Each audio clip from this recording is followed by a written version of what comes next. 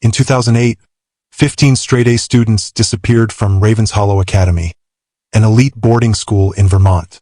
No bodies, no witnesses, just empty dorm rooms and a mystery that haunted families for 16 years. The official investigation concluded they'd run away together, probably met with foul play somewhere along the Canadian border. But in 2024, when former school counselor Randall Flagg died clutching encrypted files in a psychiatric ward, the truth began to surface. The missing students hadn't been killed. Something far worse had happened. They'd been found living perfect, successful lives across the country. Doctors, lawyers, executives, with one terrifying detail. None of them remembered who they used to be before age 16. Before we start, hit subscribe for more strange disappearances, haunted cold cases, and reality-bending investigations. Because every case starts with what's missing and ends with what was never supposed to be found. Dr. Vera Quinlan had seen her share of strange deaths in 20 years as Vermont's chief medical examiner. But Randall Flagg's case would haunt her for the rest of her career. The call came at 2:47 a.m. on a frigid December morning. Patient found dead at Brattleboro Psychiatric Hospital. Suspicious circumstances? Possible homicide. She arrived to find Flagg's body in a scene that looked more like a crime scene than a natural death. The 62-year-old former school counselor lay rigid in his hospital bed, his eyes wide with terror, both hands clutched around a manila envelope so tightly the staff couldn't pry it loose without breaking his fingers. His mouth was open in a silent scream, and scratched into the paint of his bedside table were two words: "They know." "Patient was admitted 3 months ago," explained Dr. Patricia Uris, the attending psychiatrist. "Severe paranoid delusions," claimed his former employer was trying to kill him to prevent him from exposing some kind of conspiracy. "We thought it was standard persecution complex until," she gestured at the envelope, "until we found what he was protecting." Vera carefully extracted the envelope from Flagg's death grip. Inside were dozens of USB drives, each labeled with dates spanning from 2005 to 2008, and a handwritten note in Flagg's shaky script. "For whoever finds this, I kept copies of everything. The files will prove what Ravens Hollow Academy really was. What they did to those children. They're not missing. They're reprogrammed. Check the Prometheus archive. Password: Stolen Souls." "Ravens Hollow Academy," Vera muttered, recognizing the name. "The boarding school where those 15 kids disappeared." Dr. Uris nodded grimly. Flagg worked there as a counselor from 2002 to 2009. He was obsessed with that case, claimed he had inside information about what really happened. "We thought it was delusional guilt. Survivor syndrome from being unable to prevent the disappearances." Vera studied Flagg's terrified expression, noting the way his body had contorted as if trying to escape something invisible. What was his official cause of death? That's what's strange. Cardiac arrest, but his heart was perfectly healthy. No signs of poison, no trauma, no medical explanation for sudden death. It's as if he was literally scared to death. Back at her office, Vera inserted the first USB drive into an isolated computer system. What she found made her understand Flagg's terror. The drive contained thousands of files, audio recordings, video footage, psychological profiles, and medical records spanning 7 years at Ravens Hollow Academy. But these weren't normal school documents. The first file she opened was labeled Recruitment Protocol Alpha, Target Assessment Guidelines. It contained a systematic methodology for identifying and approaching vulnerable teenagers, written in clinical language that reduced children to collections of exploitable weaknesses. Primary targets should exhibit high intelligence coupled with severe emotional instability. Optimal candidates include children of recent divorce proceedings, families experiencing financial crisis, students with documented self-harm behaviors, individuals with minimal social support networks. Avoid children with strong family bonds or established peer relationships. These create complications during the reconstruction phase. Vera's stomach turned as she realized what she was reading. This wasn't just a missing persons case. This was evidence of systematic child abduction disguised as educational opportunity. The next file contained detailed psychological profiles of the 15 missing students, each hundreds of pages long. Danny Torrance's file noted his alcoholic father and psychic sensitivity, recommending isolation and gaslighting protocols to destabilize supernatural perceptions. Carrie White's profile documented her religious trauma and telekinetic episodes, with strategies for channeling and controlling paranormal manifestations for institutional benefit. Each profile read like a predator's handbook, intimate knowledge of childhood traumas, family dynamics, secret fears, and hidden strengths, all cataloged for future exploitation. The level of surveillance was staggering. Photographs showed the students in private moments, transcripts of therapy sessions they thought were confidential, even recordings of phone calls with their parents. But the most chilling discovery was a video file labeled Success Metrics Class of 2008.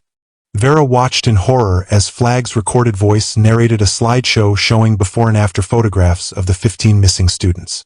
The before images showed typical teenagers, awkward, emotional, unique in their individual struggles and personalities. The after photos, allegedly taken years later, showed the same faces but completely different people. Their expressions were eerily similar, their postures identical, their eyes holding a strange emptiness that made Vera's skin crawl. As you can see, Flag's recorded voice explained with clinical detachment, the personality reconstruction process has achieved optimal results. All 15 subjects have been successfully integrated into predetermined life paths with no memory of their original identities. They are now producing value as planned. Dr. Torrance is a neurosurgeon. Attorney White specializes in family law. Executive Chambers runs our pharmaceutical subsidiary. The investment in their reconstruction has generated returns exceeding projections by 300%. Vera paused the video, her hands shaking. The missing students weren't dead. They were alive, successful, and completely unaware that their entire personalities had been artificially constructed. Someone had stolen 15 children's souls and replaced them with artificial identities designed for maximum productivity. She opened another file labeled Current Operations, Class of 2024, and felt her blood freeze. Ravens Hollow Academy was still operating. The same recruitment protocols, the same psychological profiling, the same personality reconstruction program. 16 years after the disappearance, they were still stealing children and remaking them into perfect products. At the bottom of the envelope was a final note in Flag's handwriting. I helped them do this. God forgive me, I helped them steal those children's minds. But I kept records of everything, hoping someday someone brave enough would expose the truth. The Academy is planning something bigger for 2025. Don't let them take another generation. The children deserve to know who they really are. Vera spent the next 3 days immersed in Flag's files, reconstructing the events of October 2008 when 15 teenagers vanished from Ravens Hollow Academy without a trace. The official investigation had been thorough but ultimately fruitless. No evidence of foul play, no witnesses to abduction, no ransom demands or communication from kidnappers. The students had simply ceased to exist. But Flag's records told a different story. Video surveillance showed the 15 students gathering in the Academy's library on October 15, 2008, for what they believed was a special advanced placement preparation session. Each had been individually convinced by counselors that they'd been selected for an exclusive program that would guarantee their admission to Ivy League universities. The surveillance footage was disturbing to watch. The teenagers entered the library looking nervous but excited. Honor students who'd spent their lives chasing academic validation, finally told they were special enough for something extraordinary. Danny Torrance fidgeted with his pen, clearly anxious about living up to expectations. Carrie White sat perfectly straight, her religious upbringing evident in her formal posture. Jack Chambers cracked jokes to hide his insecurity, while Beverly Marsh kept checking her appearance in reflective surfaces. What happened next was captured in clinical detail by hidden cameras. A man Vera didn't recognize, tall, silver-haired, with the bearing of academic authority, entered the library carrying a briefcase. He introduced himself as Dr. Richard Straker, a specialist in cognitive enhancement and personality optimization. The students listened with rapt attention as he explained they'd been chosen for a revolutionary program that would unlock their full potential. You are the brightest minds of your generation, Dr. Straker told them, his voice warm and paternal. But intelligence alone isn't enough in today's competitive world. What you need is focus, confidence, and the elimination of psychological barriers that prevent you from achieving greatness. Vera watched the teenagers nod eagerly, completely unaware they were hearing their own death sentences. Dr. Straker produced a tray of what appeared to be vitamins, explaining they were cognitive enhancers that would prepare their minds for the intensive training ahead. One by one, the students took the pills without question. Honor students conditioned to trust authority, to follow instructions, to believe that adults had their best interests at heart. Within minutes, all 15 were unconscious. The next footage came from a different location, what appeared to be a medical facility hidden somewhere within the academy's sprawling campus. The unconscious students lay on gurneys while medical personnel attached monitoring equipment and 4 lines. Dr. Straker moved between them like a conductor preparing an orchestra, checking charts and giving quiet instructions to nurses. Begin memory suppression protocols, he instructed. We'll need complete personality erasure before we can begin reconstruction. Start with childhood trauma memories. Those provide the strongest resistance to new programming. Vera had to pause the video, overwhelmed by the casual cruelty of what she was witnessing. These weren't just kidnappings, they were systematic murders of everything that made these children unique human beings. Flag's files contained detailed records of what happened during the 3 months that followed. The students were kept in medically induced comas while teams of psychiatrists, neurologists, and behavioral specialists systematically erased their original personalities and implanted new ones. Their memories were selectively edited, traumatic experiences removed, positive associations with their families deleted, their individual interests and dreams replaced with predetermined goals. Danny Torrance's psychic abilities were suppressed through experimental drugs and conditioning. Carrie White's religious beliefs were extracted and replaced with secular humanism more suitable for a legal career. Jack Chambers's sense of humor was deemed counterproductive and eliminated entirely.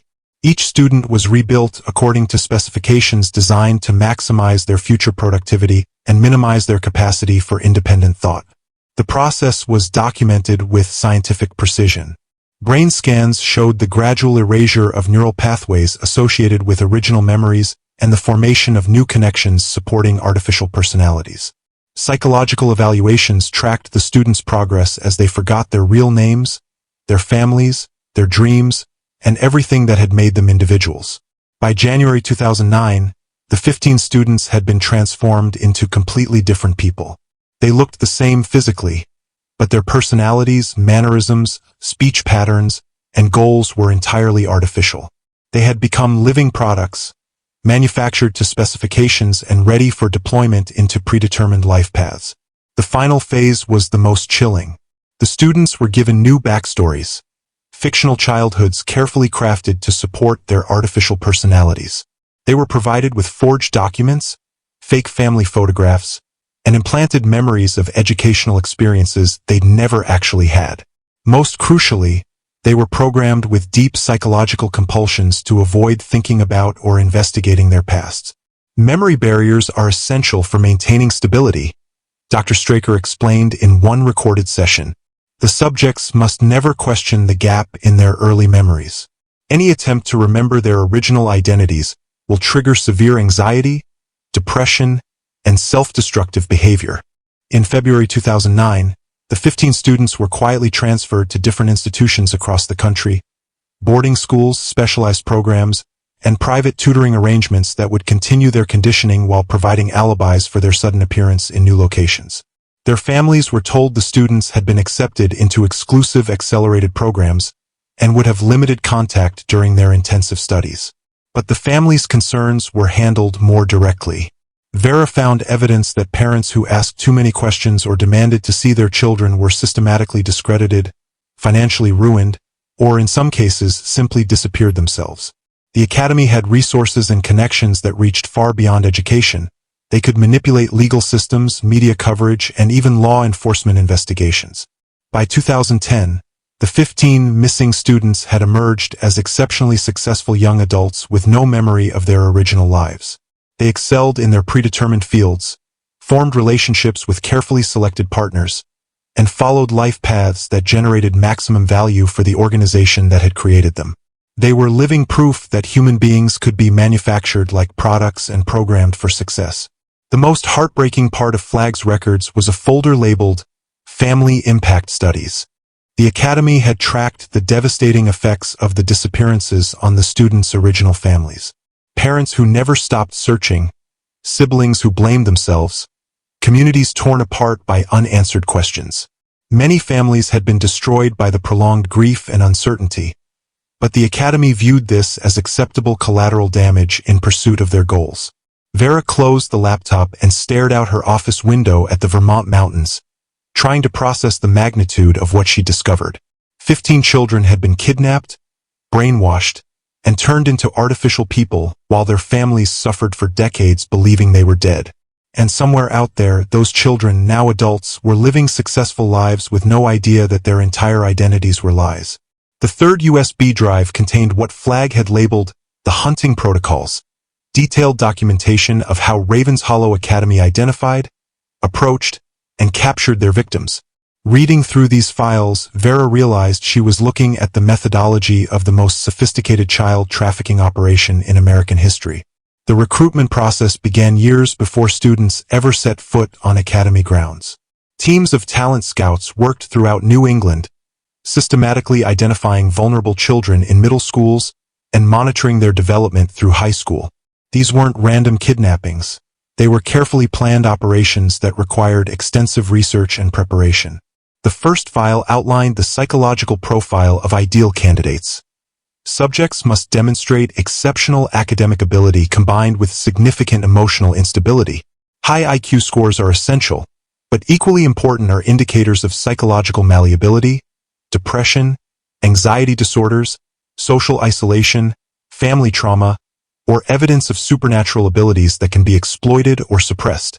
Vera found detailed case studies showing how talent scouts infiltrated school systems, social services, and even therapeutic programs to identify potential targets. They posed as educational consultants, child psychologists, and academic advisors, gaining access to student records and psychological evaluations that would be impossible to obtain through legitimate channels. Danny Torrance's recruitment file was particularly disturbing. The Academy had been monitoring him since age 12, when his psychic episodes at his previous school had attracted their attention. They'd systematically isolated him from potential support systems by discrediting teachers who showed him kindness, manipulating his father's alcoholism to create more family instability, and even arranging for his few friends to move away or transfer schools. Subject exhibits Class A psychic abilities including precognition and limited telepathy, his file noted. These talents present both opportunity and risk. If properly channeled, subject could provide significant intelligence advantages for corporate and governmental operations. However, supernatural awareness also increases resistance to standard conditioning protocols. Recommend intensive suppression therapy during reconstruction phase. Carrie White's recruitment had been even more calculated. The Academy had identified her telekinetic abilities through surveillance of several incidents at her public school, then spent 3 years engineering her social isolation to maximize her desperation for acceptance. They'd arranged for her religious mother to become more unstable, manipulated her classmates into escalating their bullying, and even triggered several public humiliations designed to break down her self-esteem. Subjects' paranormal abilities are exceptionally powerful but poorly controlled due to emotional instability, her file explained. Religious conditioning has created strong moral barriers that must be eliminated before abilities can be properly harnessed. Recommend complete personality replacement with secular identity focused on legal career. Subjects' natural empathy and enhanced perceptions would provide significant advantages in litigation and negotiations. Each student's file contained years of surveillance data, photographs taken with telephoto lenses, audio recordings from hidden microphones, transcripts of private conversations, even reports from classmates and teachers who'd been unknowingly recruited as informants. The level of invasion was staggering, but what made Vera sick was how systematically the Academy had worked to make their targets more vulnerable. They didn't just identify troubled children, they actively made children more troubled.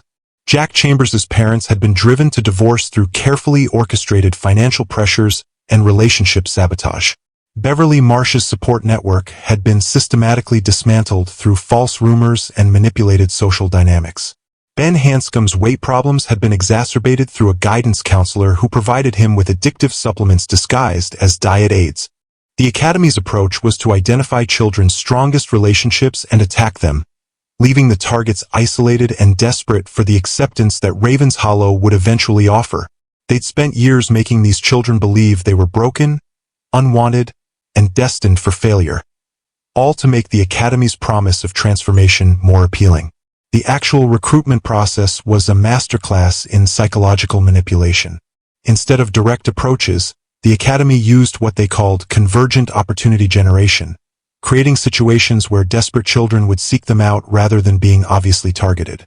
For students like Danny Torrance, this meant arranging for him to be expelled from his previous school on fabricated charges, then having Ravenshollow's admissions staff conveniently appear at his court hearing with an offer of rehabilitation through education.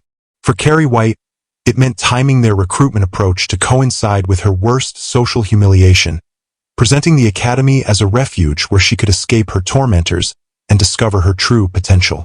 The files contained transcripts of recruitment conversations that showed how skillfully the Academy's representatives played on each child's specific vulnerabilities. They never promised easy solutions or instant happiness. Instead, they offered something more seductive: the chance to become someone completely different. "We understand you've had difficulties at your previous schools," the recruiter had told Eddie Kasprek during his initial interview. "But those difficulties don't define who you are. They simply reveal that you haven't yet found an environment sophisticated enough to nurture your true capabilities. At Ravens Hollow, we specialize in helping exceptional young people transcend their circumstances and become the individuals they're truly meant to be." The language was carefully chosen to appeal to teenagers who felt trapped by their circumstances, their families, their reputations, or their past mistakes.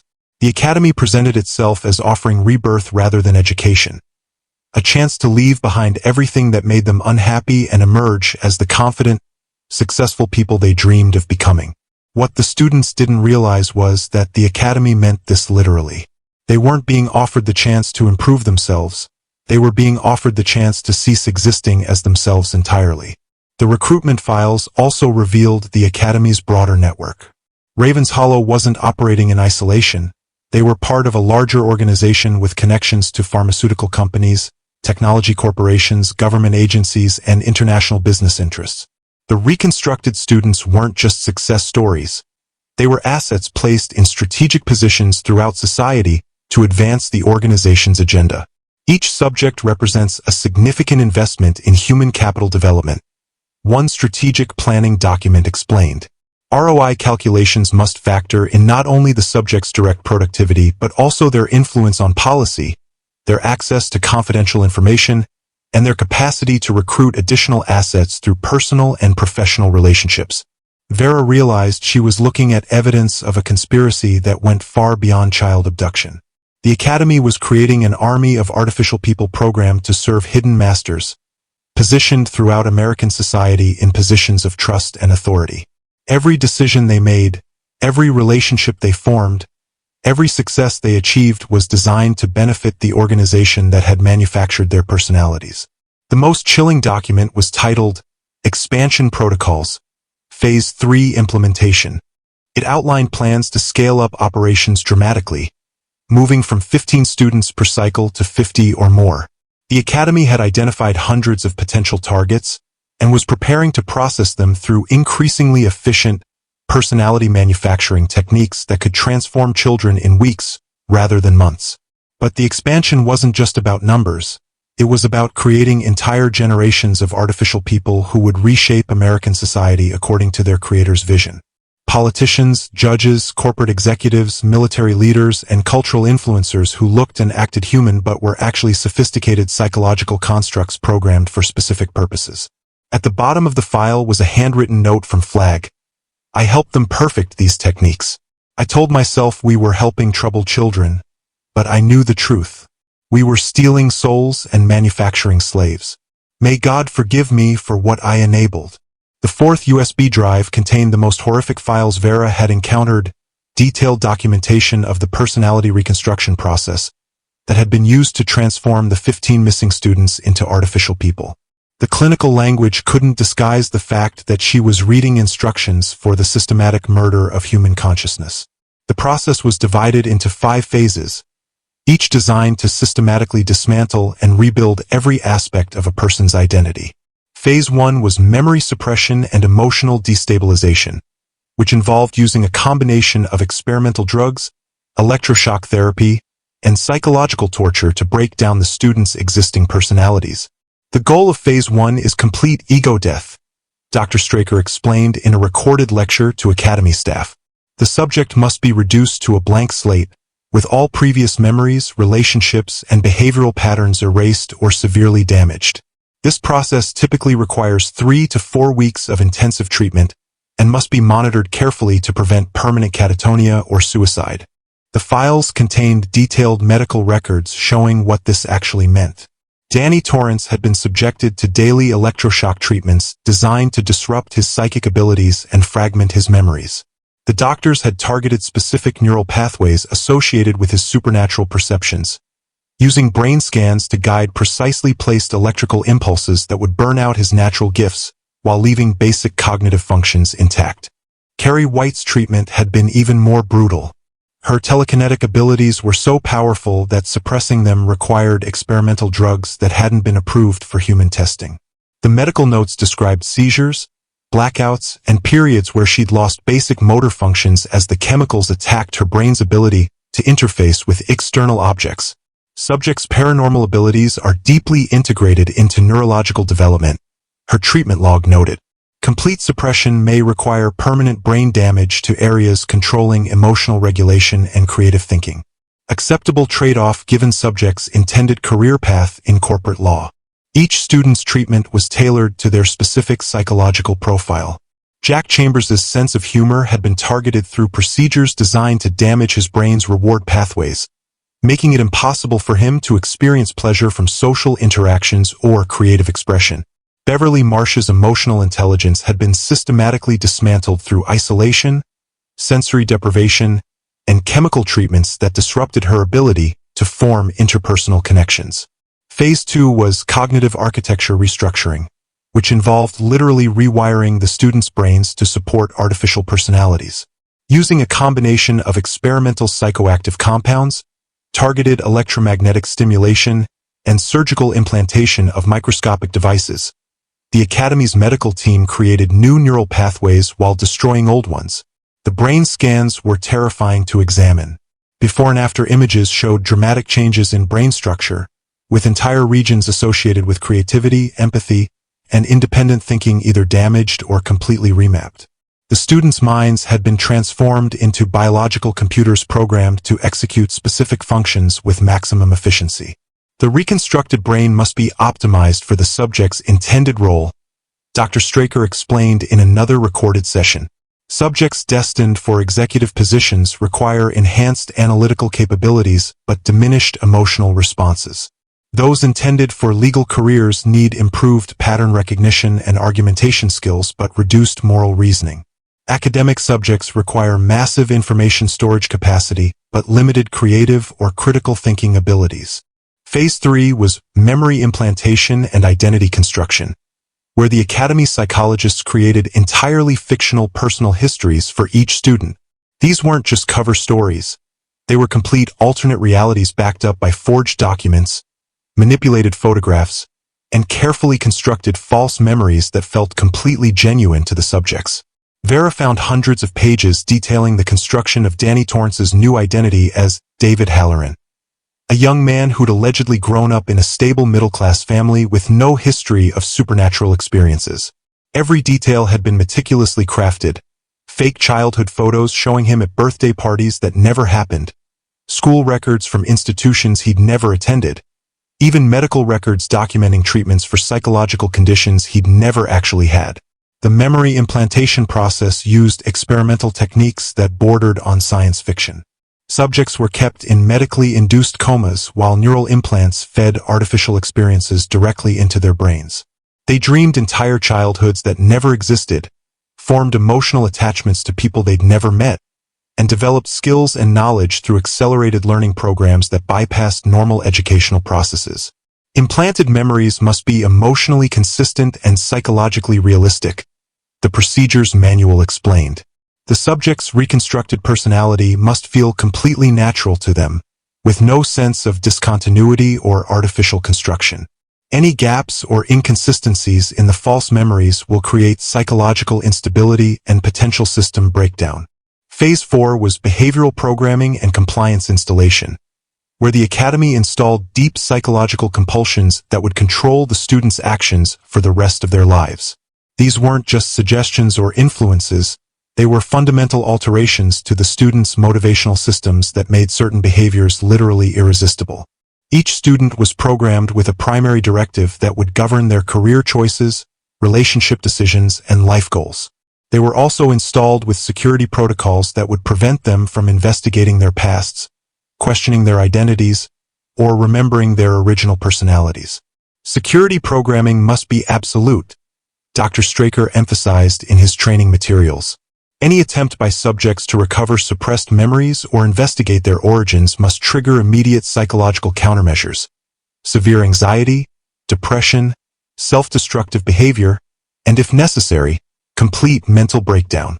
The integrity of the program depends on the subjects never discovering what they truly are. Phase 5 was integration and deployment, where the reconstructed students were gradually introduced to their new lives and monitored to ensure their programming remained stable. They were provided with carefully selected social networks, educational opportunities, and career paths that would maximize their value to the organization while minimizing their exposure to situations that might trigger memory recovery. The monitoring never ended. The files contained evidence that all 15 students were still under surveillance 16 years later, their lives carefully managed by handlers who posed as friends, romantic partners, colleagues, and mentors. Every major decision they made was influenced by the Academy's agents, ensuring they remained on their predetermined paths while generating maximum benefit for their creators. But the most disturbing revelation was in a file labeled Failure Protocols.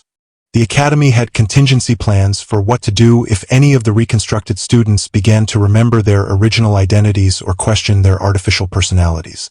The options ranged from enhanced reconditioning to permanent retirement, euphemisms that couldn't disguise the fact that the Academy was prepared to murder their own creations if they became liabilities. Subjects showing signs of memory recovery or programming degradation represent existential threats to operational security, the protocols explained. Intervention must be swift and decisive. Public exposure of the program would compromise not only current operations but decades of strategic asset placement throughout government and industry. At the bottom of the file was a handwritten note from Flag that made Vera's blood run cold. They're planning something bigger for 2025. Not just 15 students this time, hundreds. They've perfected the process and they're ready to scale up. The next generation of leaders will be entirely artificial, programmed from childhood to serve masters they'll never know exist.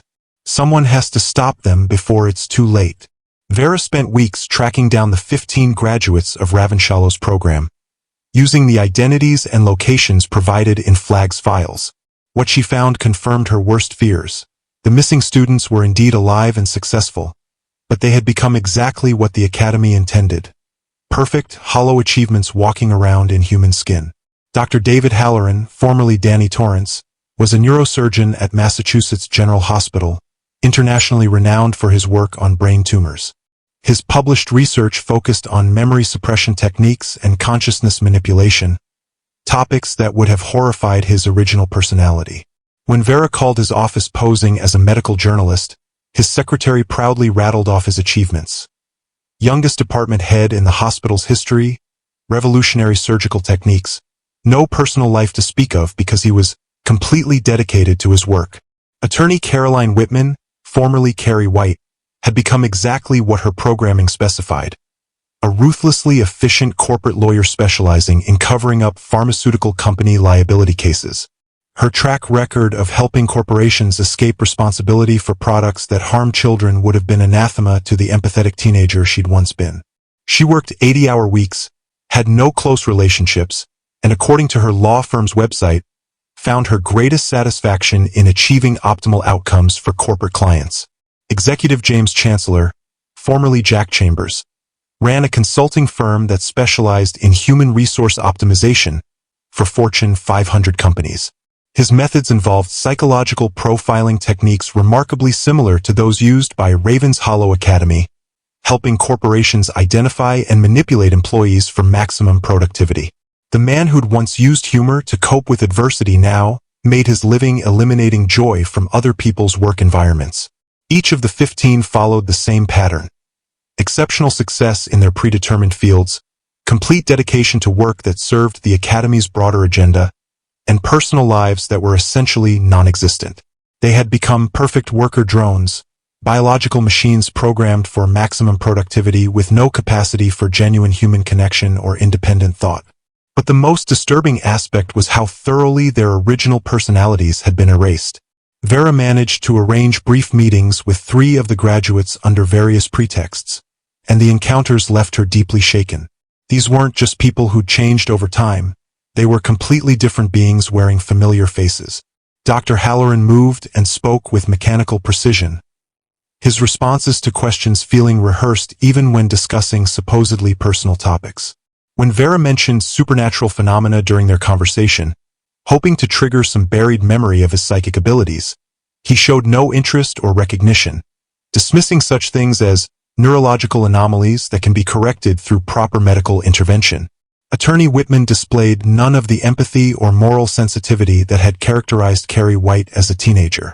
During their meeting at a legal conference, she spoke about her cases with chilling detachment, describing corporate cover-ups and liability avoidance strategies as if they were abstract puzzles rather than systems that harmed real people. When Vera asked about her childhood, Whitman recited what was clearly a prepared narrative about growing up in a stable suburban family, a story that bore no resemblance to Carrie White's actual experiences. Most unsettling was Executive Chancellor, whose artificial personality seemed to be degrading after years of use. He displayed subtle tics and mannerisms that suggested his programming was breaking down. Repetitive phrases, mechanical gestures, and moments where his expression would go completely blank, as if he were buffering like a computer. When Vera mentioned his supposed high school experiences, he became visibly agitated and quickly ended their meeting, claiming an urgent business matter required his attention. Vera realized she was looking at the long-term effects of personality reconstruction, artificial identities that were slowly deteriorating as the subjects aged. The Academy's files had mentioned this possibility, noting that reconstructed personalities typically began showing system instability after 15 to 20 years of operation. But the degradation wasn't accidental, it was planned. The files revealed that the Academy expected their graduates to have limited operational lifespans before requiring maintenance programming or retirement. The organization viewed them as sophisticated tools with expected replacement cycles, not as human beings deserving of continued existence. The surveillance networks around each graduate were extensive and sophisticated. Vera identified at least 3 handlers monitoring each subject, posing as friends, romantic partners, or professional colleagues. These handlers reported regularly to the Academy about the graduate's mental state, job performance, and any signs of memory recovery or programming breakdown. The handlers weren't just observers, they were active managers, subtly influencing the graduates' decisions to keep them on their predetermined paths. They arranged promotions, sabotaged relationships that might humanize the subjects, and administered regular booster treatments, disguised as vitamins or medical procedures to maintain psychological control. Most disturbing was the discovery that several graduates were being used as recruiters for the Academy's next generation of victims. Their positions of authority and social status made them perfect for identifying vulnerable children and recommending them for Ravenshallow's special programs. They were unknowingly participating in the same system that had destroyed their own identities. Dr. Halloran had recommended 12 children for Academy evaluation over the past 5 years, each matching the psychological profile of ideal candidates. Attorney Whitman had used her legal connections to help the Academy obtain custody of 6 foster children whose families had been eliminated through false charges and manipulated court proceedings. Executive Chancellor's consulting work had identified dozens of employees' children who might be suitable for recruitment. The graduates were not just victims of the Academy's system. They had become integral components of it, using their artificial personalities to perpetuate the cycle of abuse that had destroyed their original selves. They were simultaneously the ultimate products and the primary weapons of an organization dedicated to manufacturing human beings like consumer goods.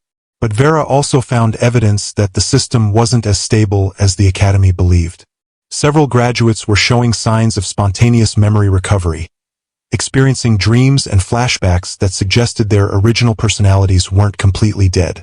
The Academy's files contained increasingly frantic notes about containment protocols and emergency reconditioning required to maintain control over subjects whose programming was failing. The organization was spending enormous resources on maintenance and security, suggesting that the process of personality reconstruction wasn't as permanent as they'd hoped. The human spirit, it seemed, was more resilient than they'd calculated, and cracks were beginning to show in their perfect artificial people. At the bottom of the surveillance files was a disturbing notation. Phase 3 recruitment accelerated due to anticipated graduate system failures. Current assets may require retirement within 5 years. Next generation must achieve improved stability and longevity. The Academy wasn't just planning to create more artificial people. They were preparing to dispose of their current graduates and replace them with upgraded versions. 15 human beings who'd already had their souls murdered once were about to be eliminated entirely to make room for a new crop of victims. Chunk 6. The Active Operation. Vera's investigation took a horrifying turn when she discovered that Ravenshollow Academy was still operating, with a new class of victims already in the early stages of personality reconstruction. The facility had expanded dramatically since 2008, now processing multiple groups simultaneously using refined techniques that could transform children in weeks rather than months. The current class consisted of 24 students, ranging in age from 14 to 17, each displaying the familiar psychological profile of high intelligence combined with severe emotional vulnerability. Their files showed the same systematic approach to recruitment and isolation that had been used on the previous generation, but with technological enhancements that made the process far more efficient and harder to detect. Maya Castellanos, age 15, had been recruited after her parents died in a car accident that Vera now suspected wasn't accidental. The Academy had identified her exceptional artistic abilities and emotional sensitivity, then systematically eliminated her support network through manipulated legal proceedings that left her isolated and desperate for stability.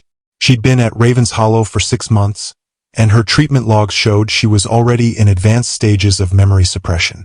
Subjects' creative abilities present unique opportunities for cultural influence operations, her file noted.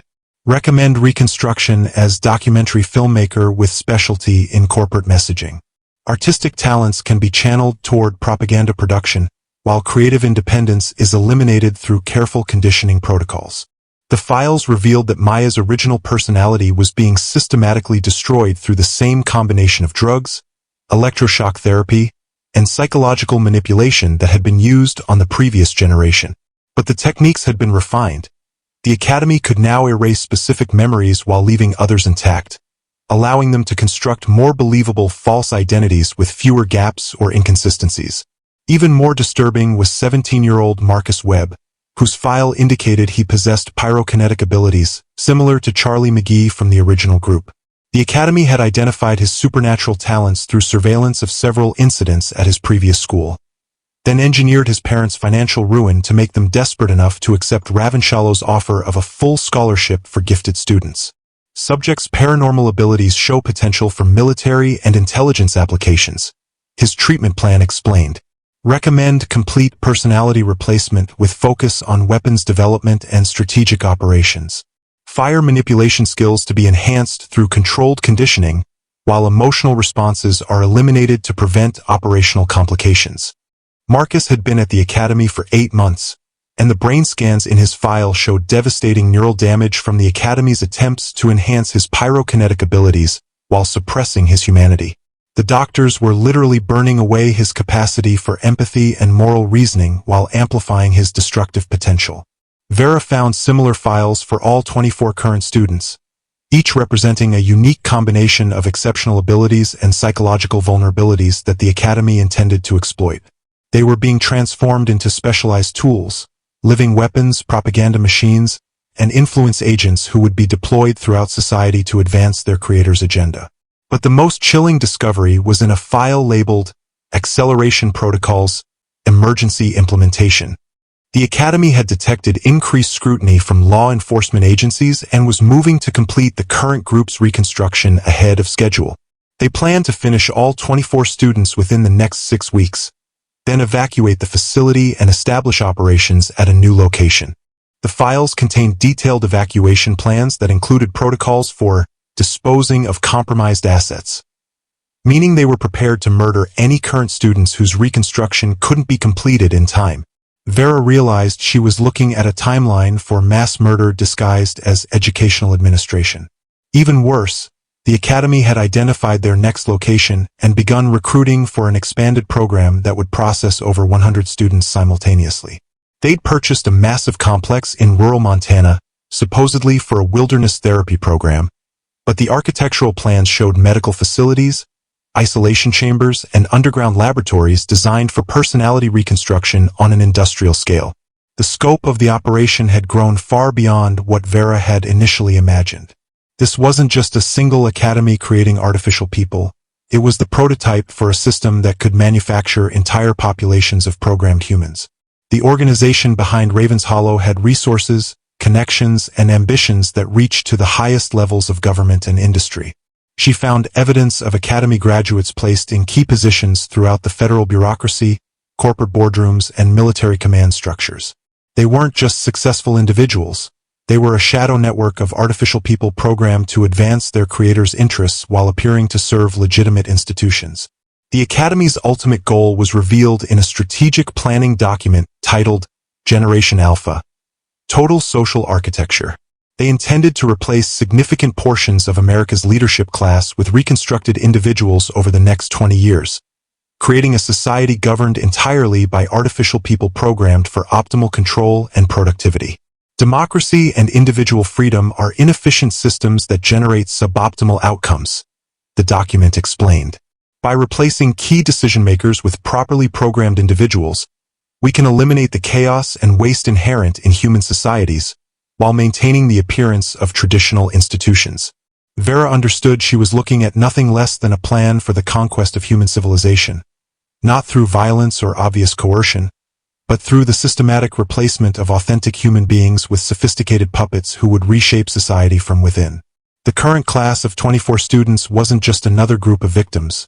They were the final test of refined techniques that would be used to process hundreds of children in the expanded facility. If the Academy succeeded in completing their reconstruction and deploying them successfully, it would validate the systems needed for truly massive operations. But the files also revealed vulnerabilities in the Academy's plans. The accelerated timeline was creating stress fractures in their normally meticulous operations. Security protocols were being shortened, quality control measures were being skipped, and staff members were showing signs of burnout and moral exhaustion that made them potential security risks. Most importantly, the Academy's confidence in their improved techniques might be misplaced. Vera found medical reports indicating that several current students were showing unexpected resistance to conditioning, developing unusual neurological symptoms that suggested their consciousness was fighting back against the reconstruction process more effectively than previous generations. The human spirit, it seemed, was evolving its own defenses against artificial manipulation, and the Academy's rush to complete their operations might give those defenses enough time to save at least some of the current victims. At the bottom of the acceleration protocols was a handwritten note from someone Vera didn't immediately recognize. Dr. Quinlan, if you're reading this, it means Randall's plan worked and someone is finally investigating. The current class can still be saved, but only if law enforcement moves within the next 72 hours. After that, the reconstruction will be irreversible. The children are in the basement levels of the Academy. Security codes attached. Save them. A friend. Vera realized she was holding a message from someone inside the Academy. A staff member who'd finally developed the courage to betray the organization that had employed them.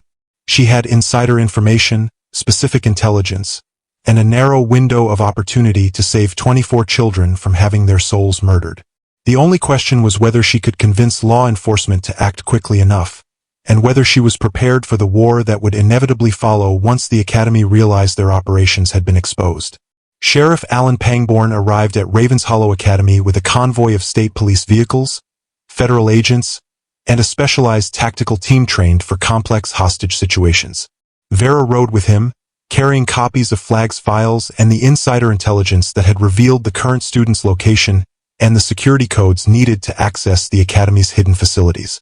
The Academy's campus looked deceptively peaceful in the morning sunlight, elegant brick buildings surrounded by manicured lawns and ancient oak trees that gave the impression of traditional educational excellence.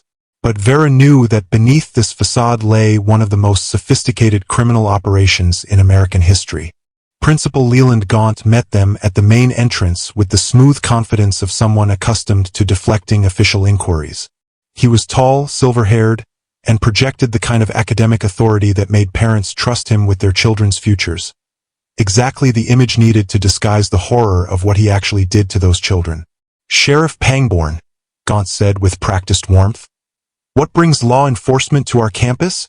I do hope there hasn't been some misunderstanding about our programs." Pangborn handed him the search warrant without ceremony. "We have credible evidence that this facility is being used for illegal medical experimentation on minors. We're here to investigate reports of child abuse, unlawful imprisonment, and potential homicide." Gaunt's expression didn't change, but Vera noticed his hands tighten slightly on the warrant papers. "I'm afraid there's been some terrible mistake. Ravens Hollow Academy is a legitimate educational institution with full accreditation and state licensing. Our students are here voluntarily, with proper parental consent and legal documentation." "Then you won't mind if we conduct a thorough search," Pangborn replied, "starting with your basement facilities." For just a moment, Gaunt's mask slipped, revealing something cold and calculating beneath his academic facade. "I'm not sure what you think you'll find in our basements, Sheriff. We use those areas primarily for storage and mechanical systems." But Vera was already moving toward the main building, following the layout diagrams from Flag's files. The basement access was concealed behind a maintenance door that required a security code, the same code provided by the insider who'd contacted her. As the tactical team secured the upper levels, she led a smaller group down into the hidden depths of the Academy. What they found there validated every horrific detail in Flag's documentation. The basement had been converted into a sophisticated medical facility with surgical suites, isolation chambers, and monitoring stations that belonged in a research hospital rather than a school. The walls were lined with brain scanning equipment, experimental drug storage, and computers displaying real-time neurological data from multiple subjects. In the central corridor, they found 24 doors, each marked with the student's name and current reconstruction status. The first door Vera opened revealed Maya Castellanos lying unconscious in what appeared to be a medical coma, her head surrounded by electronic monitoring devices that were actively mapping and manipulating her brain activity. "Jesus Christ," whispered Detective Sandra Torres, who'd worked child abuse cases for 15 years. "What did they do to her?" Vera checked the monitors, her medical training helping her interpret the data. "They're systematically destroying her memory centers while implanting artificial neural pathways. It's like surgical brainwashing combined with psychological programming." Room after room revealed the same scene. Teenagers lying unconscious while machines worked to erase their personalities and replace them with artificial constructs. Some were in early stages of treatment, their brain scans showing minimal damage. Others, like Marcus Webb, showed extensive neural modification that might be irreversible. The medical records beside each bed detailed the reconstruction process with clinical precision. Maya was being transformed into Elena Rodriguez, a documentary filmmaker with predetermined political views and complete loyalty to corporate interests. Marcus was becoming Michael Stone, a weapons researcher with enhanced pyrokinetic abilities but no moral constraints on their use. But in the final room, they found something that made Vera's blood freeze. Dr. Richard Straker, the man who'd appeared in surveillance footage from 2008, was still working at the Academy, still personally overseeing the destruction of children's minds. He looked up from a monitoring station with the mild irritation of someone whose important work had been interrupted. "You're too late," he said calmly, not even attempting to deny his activities. "The current class is nearly complete. Most of them have passed the point of no return. Their original personalities are already too damaged to recover. Pangborn moved to arrest Straker, but the doctor continued speaking with the detached professionalism of someone delivering a medical diagnosis. The girl in room 7 has been unconscious for 6 months. Her hippocampus has been completely rewired. The boy in room 15 had his empathy centers surgically removed last week. They're not the same children who arrived here, they're better, more efficient, more useful. You're under arrest for child abuse, unlawful medical experimentation, and kidnapping, Pangborn announced, but Straker seemed unconcerned about his legal situation. You don't understand the scope of what you're interfering with, Straker replied. This program has the backing of organizations that reach far beyond your jurisdiction. The children we process become leaders, innovators, and decision-makers who shape society for the better. We're eliminating the chaos and inefficiency of uncontrolled human development. Vera realized that Straker genuinely believed he was performing a service, improving humanity by removing the unpredictable elements that made people human. To him, personality reconstruction wasn't murder, it was optimization. The tactical team began the delicate process of disconnecting the unconscious students from their monitoring equipment while paramedics assessed their conditions. Some of the younger students showed signs of neurological recovery when the electronic manipulation was stopped. Others, particularly those who'd been in treatment for months, remained in deep comas that might be permanent. But as they worked to evacuate the victims, alarms began sounding throughout the facility. Emergency protocols were activating, and Vera realized the Academy had contingency plans for exactly this situation. Hidden speakers crackled to life with Principal Gaunt's voice, now stripped of its warm academic tone. All personnel implement Protocol 7 immediately. Begin data purging and asset sanitization. Priority subjects should be prepared for emergency extraction.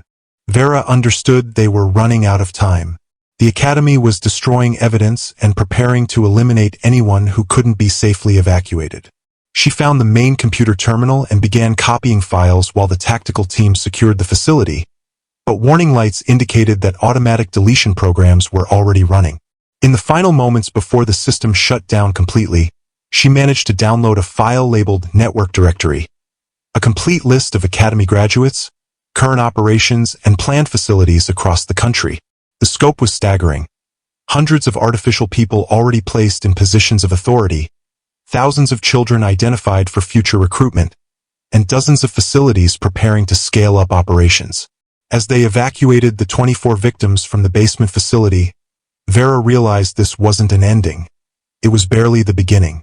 They'd saved one group of children and exposed one facility, but the organization behind Ravens Hollow Academy had resources and connections that reached into the highest levels of American society.